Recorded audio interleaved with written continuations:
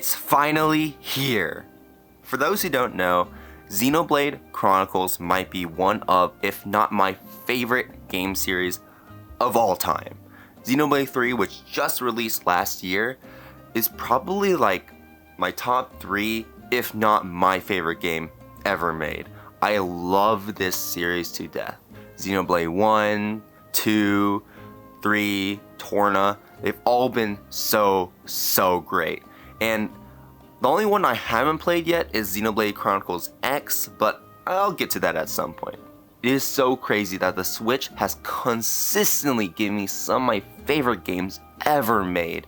You just see Nintendo reviving so many of their franchises, or giving many more of their franchises new games. You got Kirby and the Forgotten Land, you got both Breath of the Wild and Tears of the Kingdom, Super Mario Odyssey, and then Xenoblade 2 and 3. Specifically 3, which is probably my favorite game ever made, if not my top 3. And I just love this series to death. It is such a great series. I mean, the story is amazing, the characters are amazing, and then we gotta talk about the music. The music has to be some of the best game music I have ever heard. I can name so many of the tracks off the top of my head. Like, you know, you got Counterattack from Xenoblade 2, you got Engage the Enemy, Mechanical Rhythm, and then there's just so much more. Mobius Battle from Xenoblade 3, there's no reason that a boss theme has to go that hard, especially when it's like the first boss. It is insane. And because of that, I had to buy this. This right here is the Xenoblade Chronicles Trinity box, which has come with all the soundtracks from 1, 2, 3. And you know, this is the one I decided to go with because this is the one that came with all of the tracks from all of the games, except X for some reason. They also released like a Xenoblade Chronicles 3 one, which was really cool. It came with like a little neat photo of the characters. It came with all the Xenoblade 3 music, and it comes with like some replicas of the flutes that both of the characters used, Noah and Mio, the two main protagonists. But you know, I only had enough money for one, and this is the one that I wanted. Yeah, this just came here from Japan like just a bit ago. I ordered this at the end of June, I believe. I forget when the pre-orders were exactly, but yeah, finally just arrived, and I'm so excited to crack it up. It's still in its plastic wrap, and I'm excited to get right into it. Here's the box. It's not it does look really nice. You know, you got the little Aegis cores. I forget exactly what they represent in the game. I have yet to play Future Connected just yet, and they'll probably like expand on that a little more. I think it's the conduit. And here we go. Let's get right into it. This looks so cool. All right. Let's see. How do they want us to open it? Ah, there we go. All right. Let's get into it. I'm so excited. All right. The moment of truth.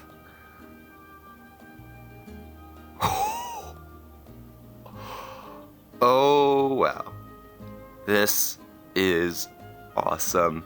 Yeah, you got right here a picture of the Earth right here, and then you have all of the soundtracks lined up. Wow, this looks so cool. It kind of looks like a color pencil box. You know, you just have like all the colors in like a gradient like this, on like thin lines. But no, this looks amazing. Wow. All right, starting us off, this is going to be the art book right here. Actually, not in art books. I think this is just the soundtrack booklet that comes with here. Comes with all of the music. A lot of it being translated, actually. Here we go. Oh, wow. This right here. Yeah, so it's just all the music on all the discs. You got disc 1. I'm assuming this is like a lot of the Xenoblade Chronicles 1 music. Main theme, Prologue A, Prologue B. Yeah, it looks like it. Colony 9. Time to fight, enemies closing in, hometown. Let's see, Tephra Cave. Yeah, this is most definitely Xenoblade Chronicles 1. And look, they even specify when it's like the definitive version, a definitive edition version as well. For those who don't know, Xenoblade Chronicles Definitive Edition actually remastered or redone a lot of the tracks from the original game. So they do have a bit of a different sound to them. A lot of the time I do think they sounded better actually. But then there's some cases where it's like, okay, I could go either way. I know there's Mechanical Rhythm. I love Mechanical Rhythm. And the original had like this really prominent guitar, a really prominent sounding guitar, and unfortunately they kind of like cut that out a bit in the definitive edition. I still love both. I think the definitive edition sounds better as a whole, but you know, that guitar just went so hard in the original, and I could definitely go either way on those. So that's disc 1. Got a lot of really great tracks in here. You know, yeah, you got, I just went over, you know, got Time to Fight, Hometown was nice, Modern Awakens, and you also got right here, An Obstacle in Our Path. This one's a fantastic song as well. Engage the Enemy. I mean, you cannot get more Xenoblade than this. This is like the premier Xenoblade track, Engage the Enemy. Here we got Disc 2, Visions of the Future, Gaur Plains. Oh my god, Gaur Plains is such a great song, and it's just one of the starting areas too. It's insane, like how hard Xenoblade soundtracks go, even though it's like so early in the game. They don't need to go as hard as they do, but they really just go all out throughout the entire game. They never just lift off of the gas pedal. Yeah, so you got Gaur Plains, Gaur Plain Night, Colony 6. Here, see, and I really like these backgrounds too. This should be the Nopon tree. I think the previous one, I want to say that's Tephra Cave. It's been a while since I played Xenoblade 1. This one right here, I think there's a there's a picture of the Mechonis. Oh, right here, the core inside the Mechonis. This is from Xenoblade 2 right here, so that's Gormott. And oh my gosh, yeah, so it looks like they just really just included all of the Xenoblade 1 music, yeah, over disc 1 through 5. And then disc 2, Xenoblade 2. Xenoblade 2, a bit of a controversial one. I still love that game. But, you know, everyone always like, okay, yeah, even if you don't like the game, the music just goes so hard. It's such good music. I cannot overstate that. It's like, you need to listen to Xenoblade music if you have not listened to it yet. It's kind of why I was disappointed after like the you know, the Game Awards when Xenoblade 3 was nominated for Best OST. I was like, oh shoot, maybe Xenoblade's going to win something, and didn't quite go through, didn't quite go as planned. But you know, it's all right. It's the best in my heart. Yeah, incoming. See, oh, this is from Uriah.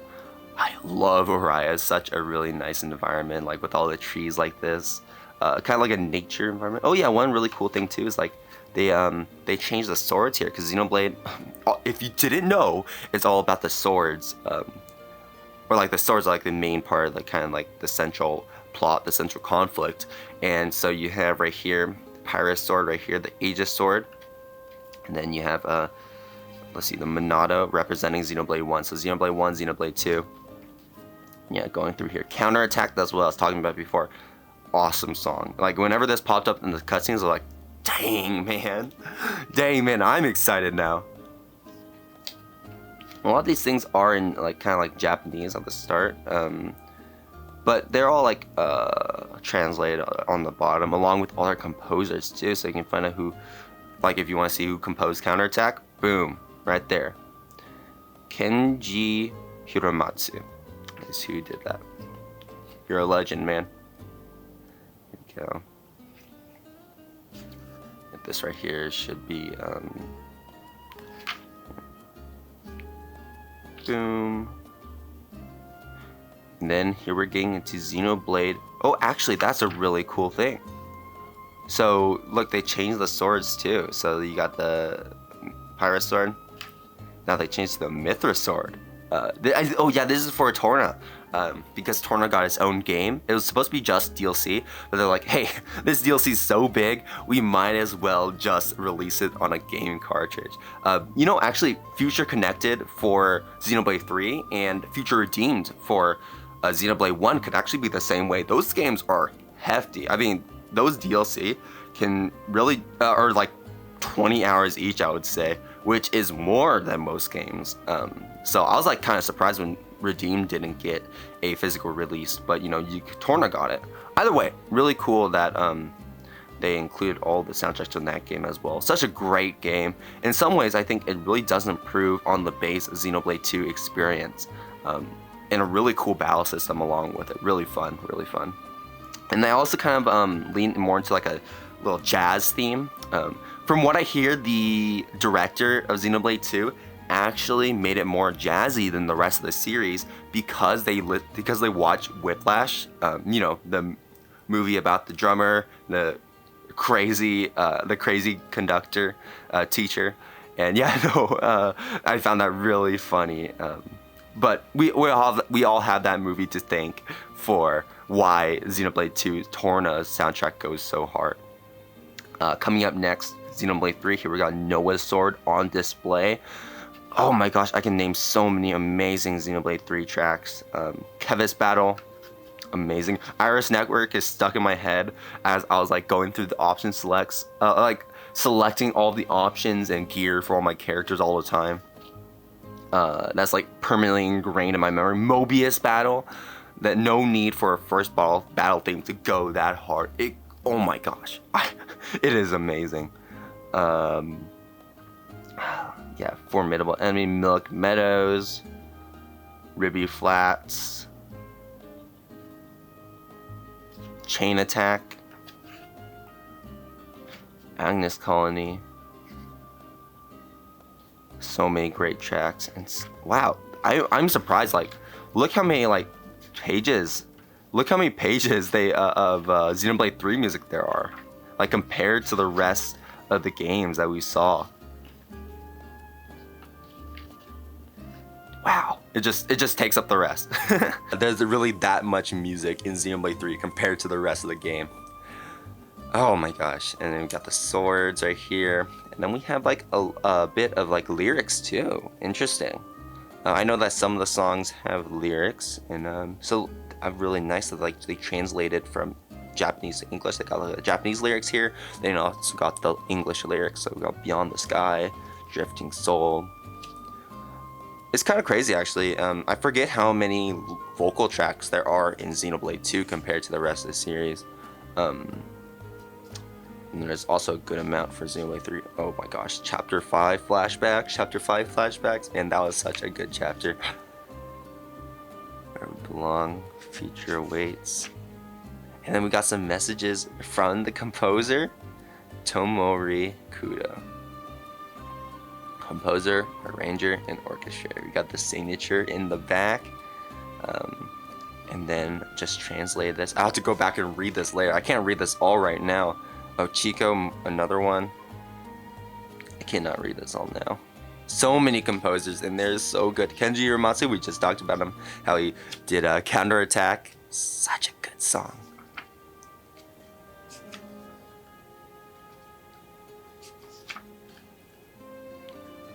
Alright, and here's the credits for all the song.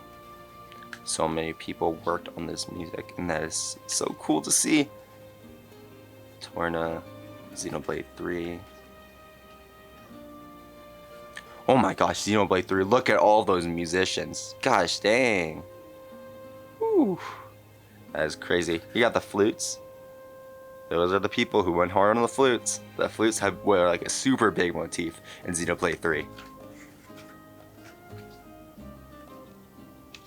That is it. That is the booklet covering all 3 games. And well, 4 games if you want to include Xenoblade 2, Torna. Yeah, they got Future Redeemed on here. They got Future Connected. They got all the DLC. Xenoblade is now a complete series, and that is so cool to see. But here we go. Let's get into the discs now. You know, it's so heartwarming to see that, like, finally some series was able to be finished. Like, some Xeno series was actually able to be finished. Because if you didn't know, like, Xenosaga and Xenogears were both dropped or had to be rushed to be finished because the publisher wouldn't support it anymore. But I'm so glad that Nintendo was able to just keep Xenoblade going, and we were able to get such a great complete story like this. Here is disc 1. Got spine, got like the characters on the cover. full art right there. Disc 20. We're starting from disc 20? Alright. Oh. Wow. Alright, let's go back to disc 1. They put disc 20 in the start, you know, right to left. You gotta read right to left. Shulk and Fiora. I really love the designs of the discs too. The designs inside of the soundtrack boxes. So cool. So much detail really went into this box that it's like actually just crazy to see. Ryan and Charla. Ryan, the greatest. Okay, so they don't really change the art inside or the disc all too much unless it's like called for. So like if it's a different game. Melia and Ricky. Oh my gosh, it is so confusing though. It's so confusing, like this how the box designs work, and just like, okay, this is where you open from. Dunban and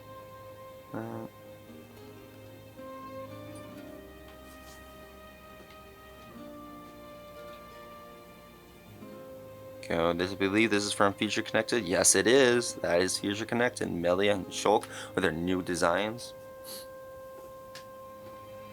Starting Xenoblade 2. I think we can all tell who those are. I thought we were limited to 2 characters. What in the world? Drillmark. I don't feel like I have to open the discs anymore, unless it's something I really have to. Go. Then here we go. Morag and Brigid. Morag, one of my favorite characters in Xenoblade 2. One of my favorite designs too. It looks so cool. Zeke, another one. Zeke is such a good character, man. It is. I cannot overstate that. Oh, here we go. We're starting Torna. Oh, it doesn't even change that. Okay. So I guess it's only for like the numbers, whether or not they're going to change the inside. Noah and Mio.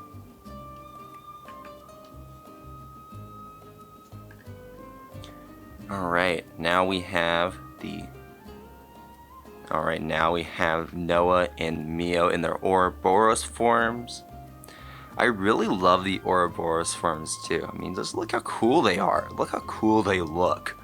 You know, you might not be able to control a mech in Xenoblade Chronicles 3, but this is the closest you're going to get, and I think this will suffice.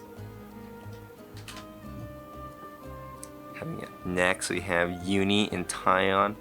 Just really makes me remember how much I love the Xenoblade 3 cast. I think Xenoblade 3 out of all the games has like the most, I guess, cohesive cast, if that makes sense. Like all of them across the board are such great characters, so memorable. I mean, they might not be, I don't know. I think some of them might be contenders to beat a character like Shulk. Shulk is such a good character too. But Shulk, I mean, I don't want to say he's the only standout, but he's like the only one, or one of the only ones that are like really, really up there. And Xenoblade 3, I really feel like they're all amazing characters.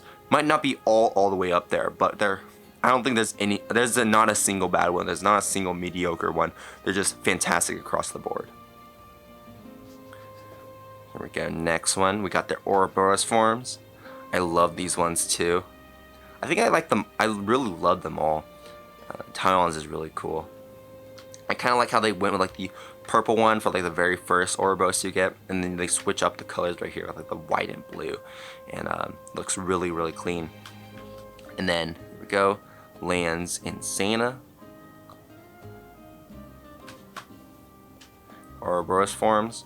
I think Lands might be my favorite Ouroboros form. There's just something I really love about big arms that punch people. You know what I mean? There's something so cool about it, and you know, you got like the little the final art that you can use that like he punches them up into the air and like smashes them down onto the ground. That's really cool. Manana and Riku. Say what you will about no puns, these ones are alright. they're all right. I don't think there's like a no pawn I like per se. Ricky's also decent, but I always find them a little more annoying than anything. I don't know if that's a hot take. I don't think it's a hot take, but I just want to say I don't really care that much about these whatever they are, bird creatures. I wouldn't be mad if they weren't in Xenoblade anymore, but I can understand those who enjoy them. I just don't get it. I think this one's spoilers. I don't think it's really spoilers though, you know. I think everyone can kind of get it, but if you haven't played Xenoblade 3 yet, I mean, first of all, why are you watching this video? Second of all, here we go. No N, Mio, or N and M, No and Mio. They're kind of like alternate timeline forms. What would have happened to the characters if they strayed off the path? Look how cool that sword is. Oh my gosh, Xenoblade knows how to do weapons. They know how to do weapons. It is wild. And then here we have Future Redeemed to finish us off. I didn't go in the wrong order. I did not go in the wrong order. I got it first try. You did not see what just happened. And then let's look at the artwork. Yeah, same artwork.